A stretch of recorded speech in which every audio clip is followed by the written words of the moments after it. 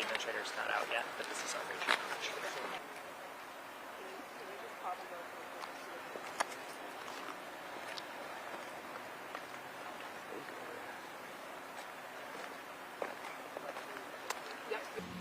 I want to hear that my creek is going to be clear. I played in that as a child. I went through those tunnels. I want my town safe. We have to have proper testing. We cannot get a 2 and a 2-3 and then your papers say 1. You're not satisfied with the testing that's been done at your house? No, and you're going to smell it as soon as you go into my house. These air monitors never change. Even when the trains go by, they're at up at the tracks. I want with touching, wiping, and cleaning from a hazmat crew, not a fire restoration. I have gases from that creek in my home. It's not going to work with that type of cleaning. I've been asking for days, but there's no sense in cleaning it until you can get that sheen off of that water. It's everywhere.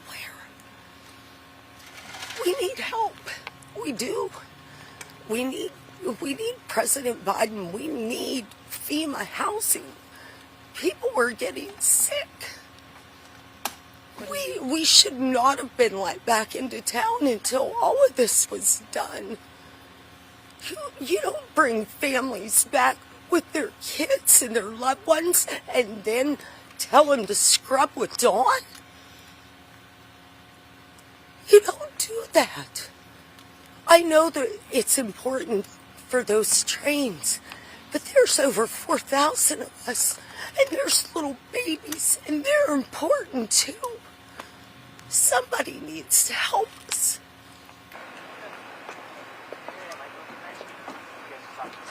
Okay. Dealt with the train life, so he went back in. I'll say 40. 40, so it's been staying at 40 more than 30. Right. Okay.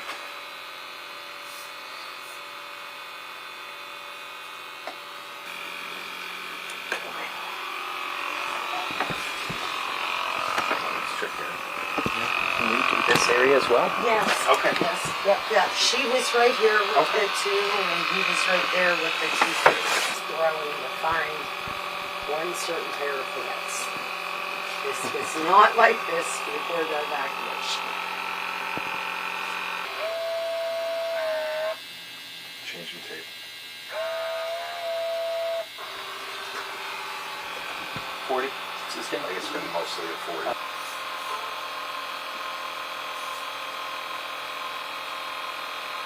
That creek, this came in. It's been creek water in my house. It's happened about 8 times that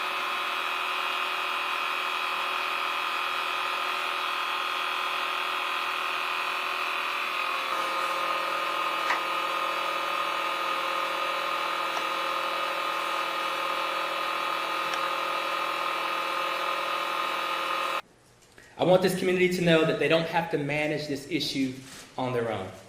As President Biden told Governor DeWine, anything the state needs, we will be here to help. As Governor DeWine and I discussed last night, we are going to get through this as a team. And at the same time, we are absolutely going to hold Norfolk Southern accountable. And I can promise you that. Since the fire went out, EPA air monitoring has not detected any levels of health concern in the community that are attributed to the train derailment. EPA has assisted with the screening of more than 480 homes under the voluntary screening program offered to residents, and no detections of vinyl chloride or hydrogen chloride were identified. And we're continuing to make those screenings available to any resident that wants to have their indoor air tested. We're also continuing to conduct 24/7 air monitoring to ensure the health and safety of all residents. As it relates to water, EPA is supporting Ohio and the local government in determining what impacts the spill has had on surface and groundwater, and ensuring that the derailment has not had an effect on drinking water supplies.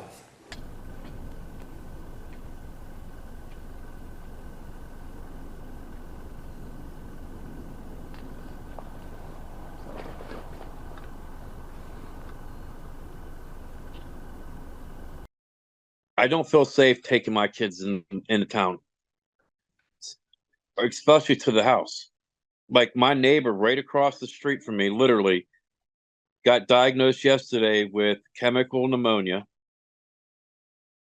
I have a baby right here. She's 3 months old, and I have a 2-year-old son. They can't tell me, if they're lightheaded or if their stomach hurts or if their eyes burn, anything like that.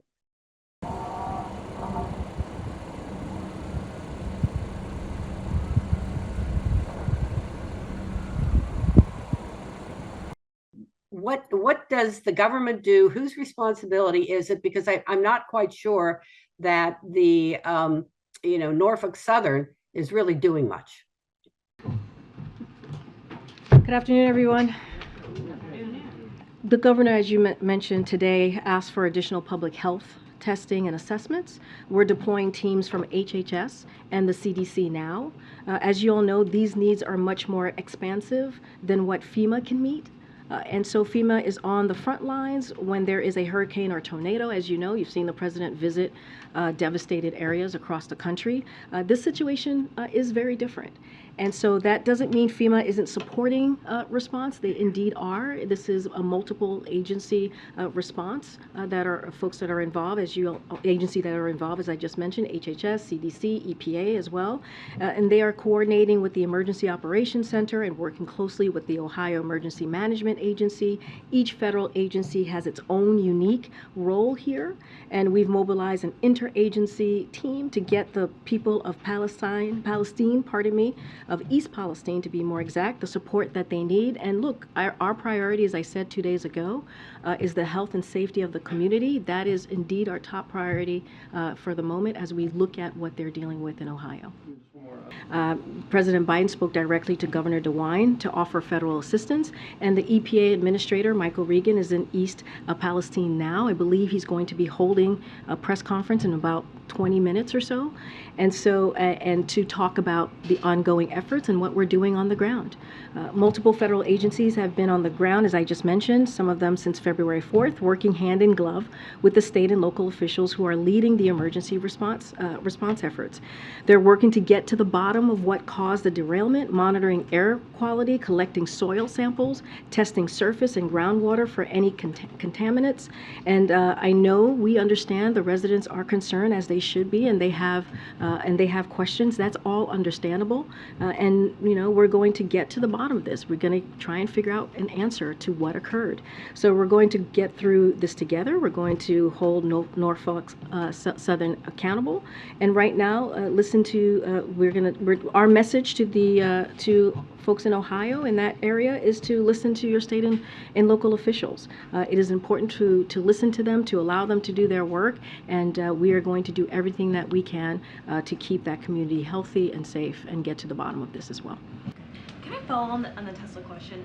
Biden has obviously said he's the most pro-union.